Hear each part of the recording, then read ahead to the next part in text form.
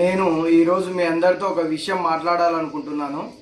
ఏంటంటే 2-3 రోజుల క్రితం నేను కిరాక్ ఆర్పి అనే వ్యక్తి ఇష్టానుసారంగా జగనన్న గురించి, వైఎస్ఆర్సీపీ పార్టీ గురించి ఇష్టానుసారంగా ఏవి పడితే అవి మాట్లాడుతున్నాడు.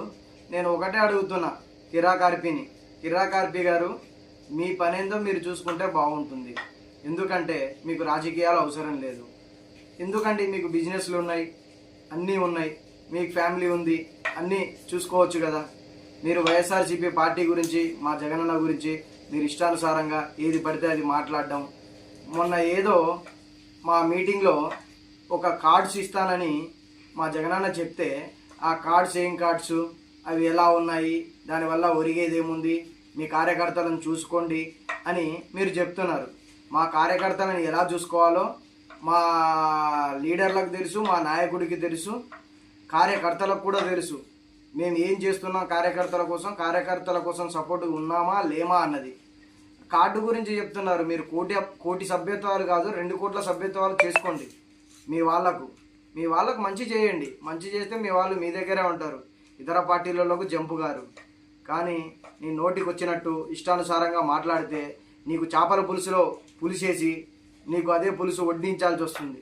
ఎందుకంటే ఇష్టానుసారంగా మాట్లాడితే వాళ్ళకు అభిమానులు ఉంటారు, కార్యకర్తలు ఉంటారు, ఎవరు ఊరుకోరు. నీకు ఫ్యామిలీ ఉంది కదా, నువ్వు ఎవరిని సపోర్ట్ చూసుకొని ఇష్టానుసారంగా మాట్లాడుతున్నావు. రేపు పొద్దున 2029లో కానీ వైఎస్ఆర్ కాంగ్రెస్ పార్టీ గెలిచిందంటే నీ పరిస్థితి ఏంది ఒకసారి ఆలోచించుకో. మీ లీడర్లు, మీ నాయకులు ఎవరన్నా నిన్ను కాపాడతారా? ఇప్పటికి కూడా నువ్వు మాట్లాడుతుంటే సహనంతో, ఓపికతో ఎందుకులే పోని బతకని అని అందరూ వదిలేస్తున్నారు. జగనన్న ఒక్కసారి కార్యకర్తలకు కానీ, అభిమానులకు కానీ, లీడర్లకు కానీ చెప్తే నువ్వు ఉండగలుగుతావా? ఆంధ్ర రాష్ట్రంలో కాదు, ఈ ప్రపంచంలో. ఒకసారి ఆలోచించుకో. నీ విజ్ఞతకే వదిలేస్తున్నా.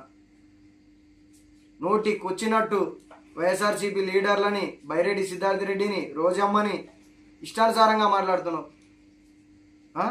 అవసరమా నీకు? జబర్దస్త్లో నువ్వు వేసే చెత్త స్కిట్లను కూడా రోజమ్మ నిన్ను ప్రోత్సహించి నీకు సపోర్ట్ చేసింది. నువ్వు చేపల పులుసు పెట్టినప్పుడు ఓపెనింగ్కి రోజమ్మని పిలిచి ఆమె కాళ్ళ ముక్కి బ్లెస్సింగ్ తీసుకొని ఈరోజు తిన్నింటి వాసాలని లెక్క పెడుతున్నావు. అన్నం పెట్టిన కంచాన్నే కాలుతో తంతున్నావు.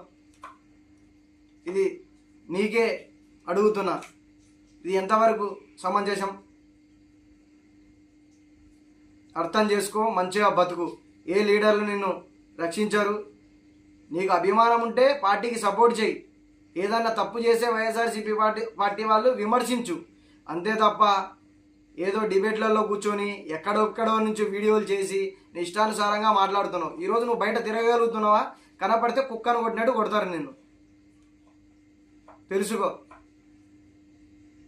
ఎవడో వస్తాడు నన్ను రక్షిస్తాడు అనుకుంటే అది చాలా తప్పు. నిన్ను ఎవడు రక్షించాడు, నీకు ఎవడు హెల్ప్ చేయడు.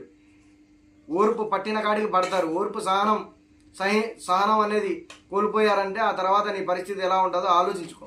ఎందుకండి మీకు అవసరం లేదు ఆర్పి గారు. మీ బిజినెస్ చేసుకోండి. మీకు అభిమానం ఉంటే సపోర్ట్ చేయండి, కానీ తిట్టడం కరెక్ట్ కాదు. అర్థం చేసుకోండి, మేము మంచిగా చెప్తున్నాం. ఇంకోసారి వీడియోలు చేసి ఏమన్నా ఇష్టానుసారంగా మాట్లాడితే నీకు కౌంటర్ల మీద కౌంటర్లు పడతాయి. గుర్తుపెట్టుకో.